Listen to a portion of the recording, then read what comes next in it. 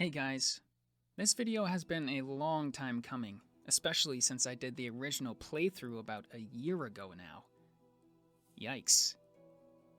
Anyways, a couple things before I get to the actual run. Firstly, I did this playthrough on patch 1221, the Grim Troop patch, because I hadn't yet played through Godhome content casually, and I figured it was a bad idea to experience a bunch of cool new stuff with a handicap. Also, I did most of my speedrunning on patch 1221, so it's become my comfort patch, so to speak. Secondly, I figured you guys would want to know the control layout. To be clear, I play with keyboard, not on the controller. I went through 3 iterations, the first one being absolutely horrendous. When making this, I was not at all thinking ahead as to what platforming or combat would look like, and it made gameplay very difficult. I put jump right in the middle between left and right, thinking that it would be fine since that's most of the movement anyways. However, I also put nail in that row as well, which means I would have to use 4 of my fingers all at once in the same line during combat, which, I mean, I play piano, but, you know, this would suck. There was also the issue of having 3 arrow keys right next to each other, which ended up making my thumb useless. I tried to fit it in, but I had to hold my arm at a weird angle and I was cluttering up my keyboard, so this layout was not going to work. The second one was not much better. I thought the problem with the movement keys being clumped was coming from the fact that I had less control over my pinky and ring finger than the other 3, so I tried shifting everything over to the left. This worked okay for simple movement, but say for example I tried to do a spike pogo moving to the left, I'd have to hit K, N, H, and G all at the same time, which again is not very easy. Combat would also be pretty hard considering I put my spell and nail keys pretty far away from each other. This layout worked for a time, but my hand would end up cramping after only half an hour or so. I needed one final change. Something that would allow my hand to rest comfortably while not sacrificing simplicity or making things more difficult. And I found it. Moving jump to spacebar was the key. It allowed my hand to just sit on the keyboard like a normal person, instead of holding it at a weird angle. It decluttered my movement keys, so if I needed to spike pogo left, I'd just shift my fingers over a bit, and vice versa if I wanted to go right. This decluttering also helped combat. For example, if I wanted to jump right, nail, and quickly go back, I'd use my thumb to jump, go right with my pinky, nail with my middle finger, and hold right with my pointer after. I didn't need to use the same finger twice in a row for any one action, so with this layout, I was finally ready to start the run. My plan was to very, very loosely follow the 106% speedrun route. I wouldn't be able to do any fancy skips, but I at least had a general idea of where I wanted to go and what I wanted to do. Firstly, I grabbed Fury of the Fallen because I wanted to be able to buy the charm notch from Salubra later, which you need at least 5 charms for in order to be able to buy it. Before I could get anything else done though, I needed to get used to my controls. As comfortable as they were, it still was very challenging to get used to, and just playing through the game like normal, while being the sensible thing to do to acclimate myself to the controls over time, I decided on something a little more drastic. I fought Brooding Moloch right away. Now this boss is generally nothing to sniff at, but I might as well have been playing the game for the first time, considering, you know, I only had one hand. The Moloch fight had gotten me pretty used to general movement and combat, so the Aspid Arena was no problem. Next up was False Knight, which wasn't hard at all. I think if I had gone there straight away, I would have gotten a legit first try. I mean, come on, it's False Knight. After this, something really weird happened though.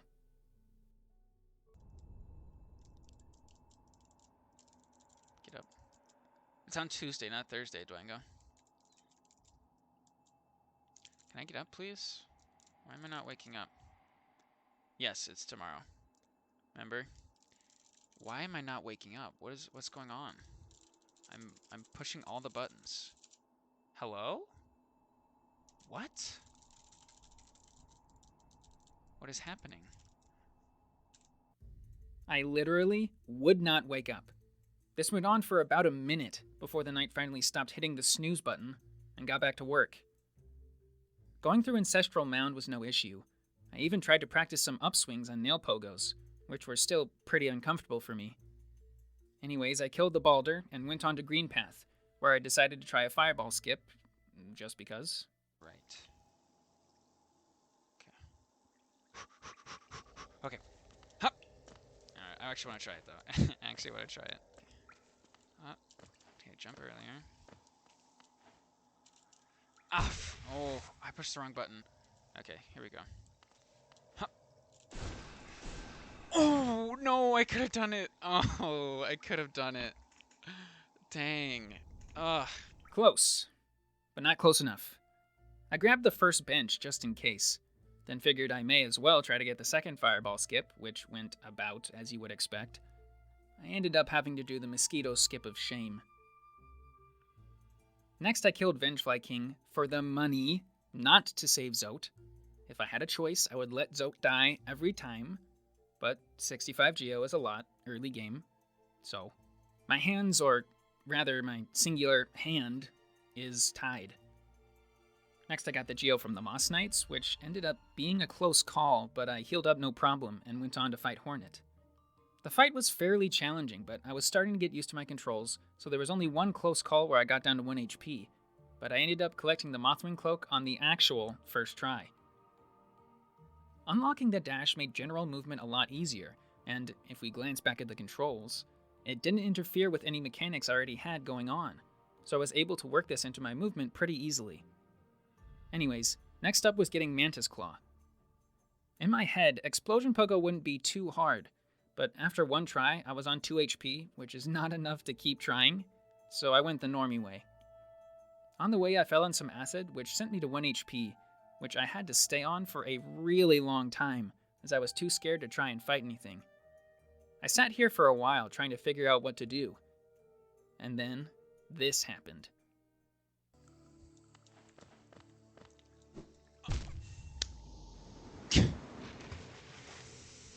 Whoa. I was going to jump and then dash onto the next platform, but I instead failed the jump off the ledge, then accidentally hit dash instead of right. So I guess I wasn't as used to the controls as I thought I was. Anyways, I got back to my shade and then it moved into the acid and killed itself, which I hadn't seen before, so that's pretty neat. After that, I was finally able to grab the Mantis Claw and continue on with the run. I didn't really see any big roadblocks in City of Tears to keep me from killing Soulmaster and getting the dive spell, but considering what had just happened, I was kind of scared of the platforming section before the entrance. However, I guess there's a little gremlin in my head that just flips the God Gamer switch on and off at random intervals, because I was able to get right past it no issue. The other room I was scared of was the one right before Soulmaster, because so much could go wrong so easily. But with another stroke of luck, everything seemed to go my way, and I got to Soulmaster. Now this fight, I was scared of. Not only does Soulmaster teleport everywhere, often resulting in him being out of reach above me, I was unable to swing up with the nail consistently at this point, but he also moves a lot faster than the other bosses I'd fought so far. I ended up being able to flinch him enough times and save enough soul that I could heal up when I needed, and I was able to send him to the second phase. I got unlucky here and he spawned in the air, and I wasn't able to jump, nail, and use Fireball in quick succession, which made this phase way scarier than I thought it would be. The second time he stood still was on the ground, thankfully, and I was able to weave in dodging the infection balls and spamming my nail and Fireball to kill him on the first try, allowing me to collect the Desolate Dive. After heading out of City of Tears, I decided to stop by and grab the Vessel Fragment before heading over to Gruzmother, which, let's be honest, is a pushover even without the dive spell. At Salubra, I bought Shaman Stone, Steady Body, and a Charm Notch. I had picked up Soul Catcher and Soul Twister earlier for the 5 total that I needed. Then quickly rescued Sly the Shopkeep. Next, I saved the Scrub, just because. No other reason. They're cute. With all of that out of the way, I entered Crystal Peak, grabbed the Shopkeeper's key, and collected Crystal Dash. After saving the grub in the Dark Room, which I was kind of scared of, but I knew if I just took out the first Crystal Hunter, the rest would be easy enough. I ended up having to go collect soul from these miners before finally taking it down, leaving only a few Crystal Dashes to get me out of there.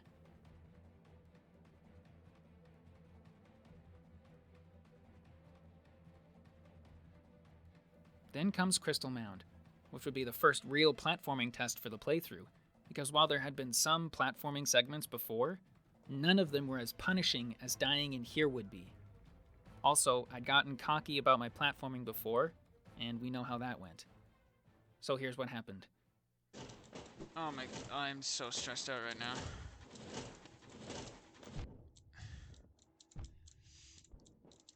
Woo! Oh, man, first try. That was really close. Oh, good thing we're actually good at the game and didn't die, because that would be so embarrassing. Then I got the dream nail and decided to do something really stupid. Past me will tell you how it went. There's no way. There's no way this goes well. There's absolutely no way this goes well. This is a really bad idea. I'll come back later. And come back later we will, past me. To take on the late game bosses, I needed some upgrades. Firstly, my spells. Shaman Stone is good and all, but if you weren't aware, there's a certain charm notch on patch 1221 that is so good, it makes literally every fight in the game trivial. Team Cherry might as well have replaced every boss with False Knight, this charm is so good. And of course, I am talking about Wayward Guys, Fluke Nest. It's Fluke Nest. Obviously, Fluke Nest. I headed to get Shade Soul first though, as upgrading my normal spell also upgraded Fluke Nest's power. I decided to be a fancy pants and do the mistake skip, letting me leave this room early by getting hit during the Shade Soul animation, because why not? I sell to Lim before heading into the waterways, grabbing this shortcut bench and trying to do the Fluke Marm cheese. This would take a lot of inputs in a short amount of time, and needless to say, it took a few tries.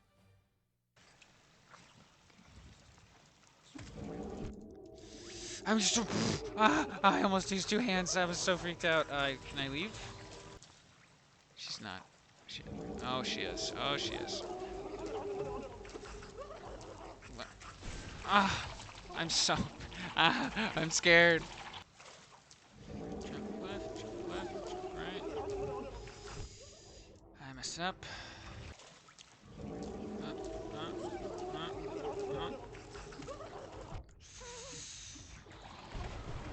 We did it! Oh, let's go. After collecting Fluke Nest, I headed over towards Yzma's Grove for a Dung Defender fight.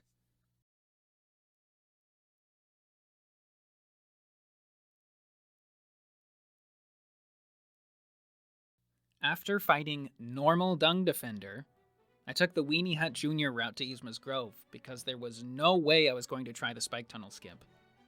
Unfortunately, that also meant I would have to do the arena right above Yzma's tier, but I had Fluke Nest, so it went down without a problem, and I collected my prize. It was around this time that I decided I wanted to upgrade my nail at least a few times, because while Fluke was very OP, I still wanted to deal some damage while I had no soul. And since I was already so close to the one in Ancient Basin, I decided to stop by. But that didn't turn out so well, and I had to walk all the way back from the bench in the sewers. Anyways, we go fight Broken Vessel, who is a pushover with Fluke Nest, and collect the double jump Monarch Wings. It was here I decided to put my combat to the test, and Lost Kin is the perfect practice dummy. He soaks a lot of HP, and forces me to move around the arena a lot. He did manage to take me down a few times, but I was able to take him down easily enough. Next up was Soul Tyrant, who would be a little bit harder, but with Fluke I felt like I would be able to do it. The main problem was I kept getting hit, meaning I would have to heal a majority of the time, and the flukes I did get to throw out I generally missed, which meant each attempt was taking 10 minutes. This is one of the reasons I wanted to upgrade the nail, since I was mostly only hitting Soul Tyrant that way. Finally, I was able to get him to the second phase, and it was tense. No way we can hit him during this.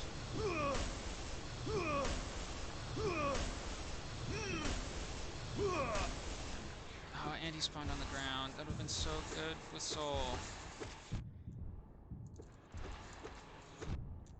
Bad. Okay, we're full Soul now.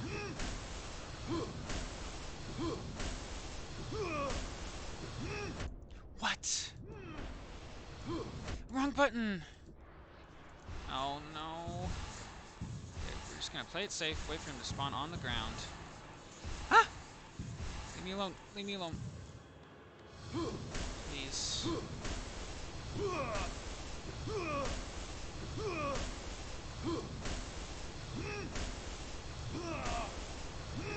Ground. Ground. No. Okay. No!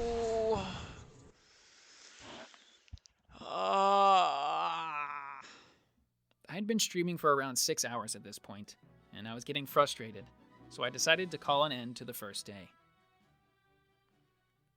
At the beginning of day 2, I had 2 choices. I could either keep slamming my head into the brick wall that was every boss in the game, or I could go get some more upgrades to make fights easier. Considering how the end of day 1 went, I decided to focus on the latter. I already had enough Geo and Pale Ore for 2 upgrades, but to be safe, I decided to go for the third one. The first Pale Ore I went for was on Hollow Nest's crown, which didn't take that long to get to, and I also already had enough Dream Essence from fighting bosses that I could get the reward from the Seer. I was already nearby the City of Tears, so I ran over to the King's Station to grab the last vessel fragment I needed for the first upgrade. After farming for some Geo, I returned to get my third nail upgrade. With that, it was finally time to take on Failed Champion. I was much more prepared this time, and it took me a little bit to get reused to the controls. The first attempt went pretty well, but I got greedy for soul and accidentally skipped a damage cycle, resulting in me getting bonked. In the first attempt, I learned that Shade Soul double hit him, but I didn't realize that I had to do a small jump beforehand, meaning I wasted all of my soul and I didn't even get him to stagger before getting killed. Attempt 3, I was able to double hit him enough to push him past the first stagger, kept my cool through the second stagger, then dashed into him like an absolute moron and died. At this point I was warmed up with the controls and comfortable enough with the fight that he ended up going down. Also, this weird thing happened where I staggered him and he ended up laying on nothing? It didn't change anything about the fight, but it was pretty funny. Next up was Watcher Knights. Considering how much I had upgraded for Failed Champ though, they were a pushover. They got me down to 1 HP at one point, but I just let them hit me that many times so they could feel good about it. All on purpose. After that, I ran up to Lurian to claim my first streamer of the run. Also, since I was nearby Dung Defender, and I like his lore, I decided to make a quick drop by to say hello. At this point in the run, I started running around and killing dream bosses, along with doing anything else in the general area I happened to be in. First off, I grabbed the Lunamafly Lantern for any dark rooms that I'd need to get through. I headed to Howling Cliffs first, ascending with Gorb, and then starting the Grim Troop questline, but I wouldn't actually get to doing that until a lot later. For now, I headed to the Teacher's Archives to take on Umu. The fight itself wasn't too hard, but careful, precise movements aren't really this playthrough's thing, and I ended up running into her multiple times before finally taking her down with a fireball. With that, I dream-nailed Monomom for my second dreamer. Next closest thing to the Archives was No Eyes, so I ran over to her den and started the fight. It sucked. Hard. I had a difficult time reacting to any ghosts that came off the edge of the screen, and she actually ended up killing me once. Before we kill her though, I just wanted to point out how insanely creepy her lines are. 1,000 hours in this game, and I'm still learning new things. Anyways, we kill her, grab her mask shard, and then run over to Queen's Station real quick to grab that mask shard as well, giving me my first mask upgrade of the run. Okay, this is future Cactus editing the video, and I just realized I'm not even halfway through my gameplay footage, and the video is already 20 minutes long.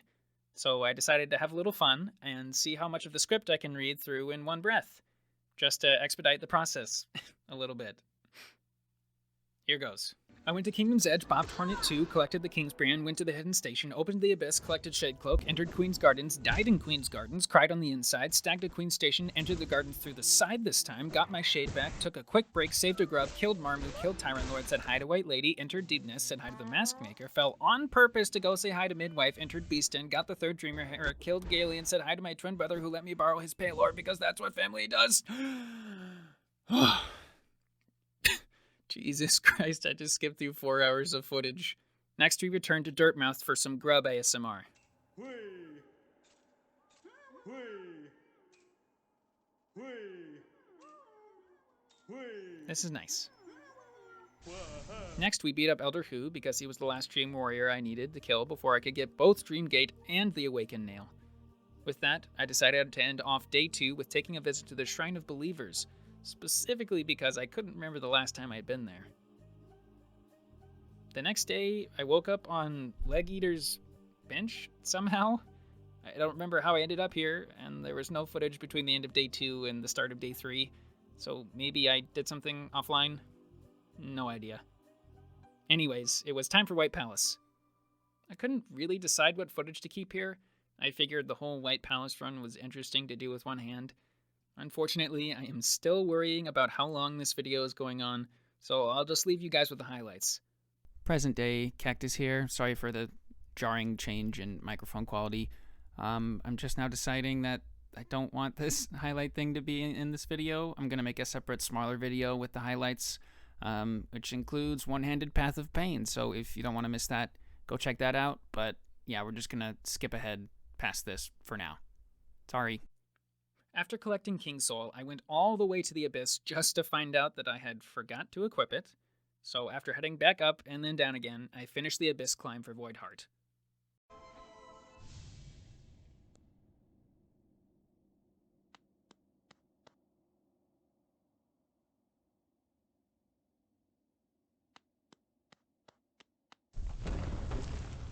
Honestly, one of my favorite scenes in the game.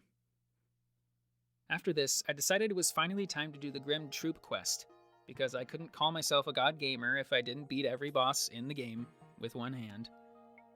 I killed the first 3 trooplings, talked to Grim again, quickly ran to the next 3, and challenged Grim for the first time. He was pretty easy compared to the other bosses. I visited Brum for a flame, killed the one in Ancient Basin, and then something absolutely ridiculous happened for the 3rd Grimkin Master.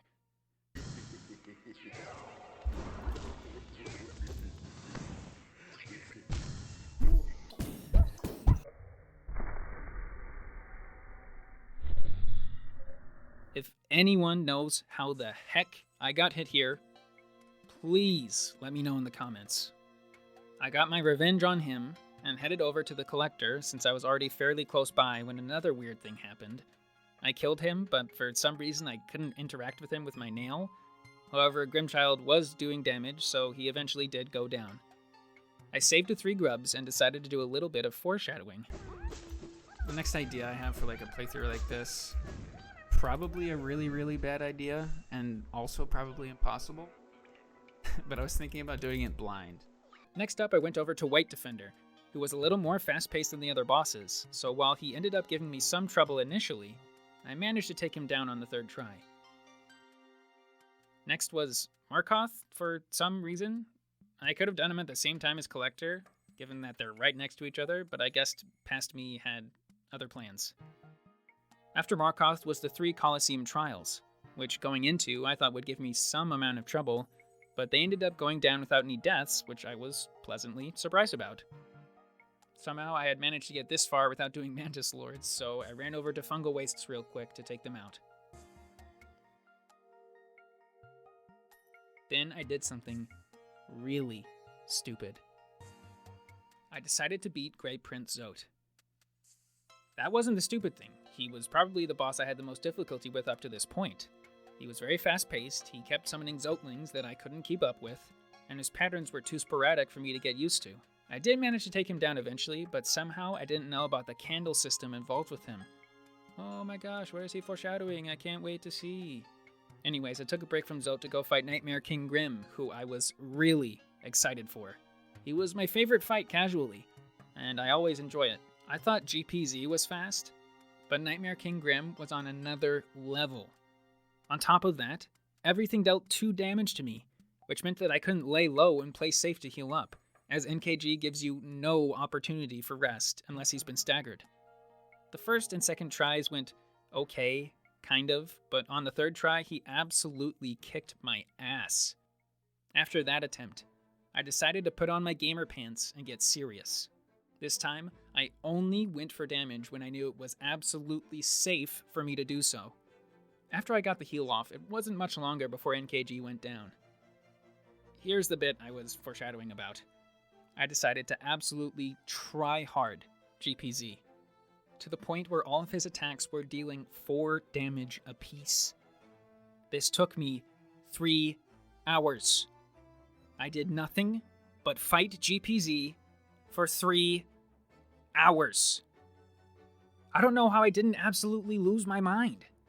And on top of that, my game began stuttering.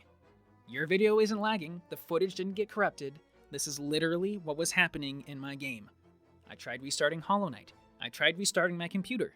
Nothing worked. It always stuttered.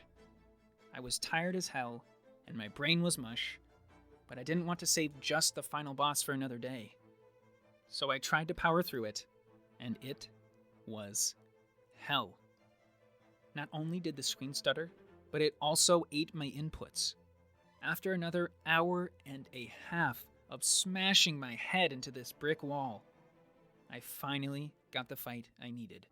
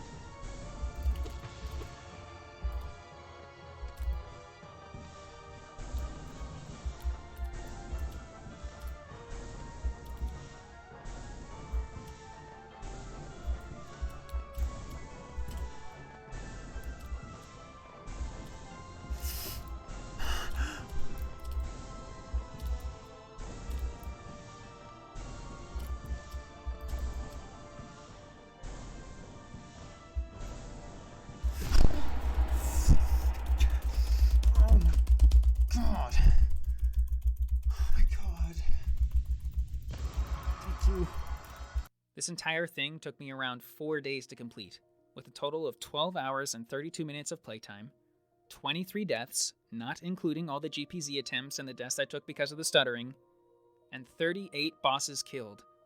Thus ended the one-handed playthrough of Hollow Knight. Whew. Here we are at the end of the video. Kudos to you if you watched all the way until the end. I really appreciate it. If you enjoyed watching this, feel free to subscribe to the channel so you can get notified whenever I come out with more hot gaming content like this. I also have a great community over at my Twitch channel, so feel free to follow me there as well. I'm currently trying to beat Hollow Knight blindfolded, and I'm getting pretty close, so expect a video on that to appear here soon. Links to both my Twitter and Patreon will be in the description of the video. Thank you so much for watching, and I'll see you next time.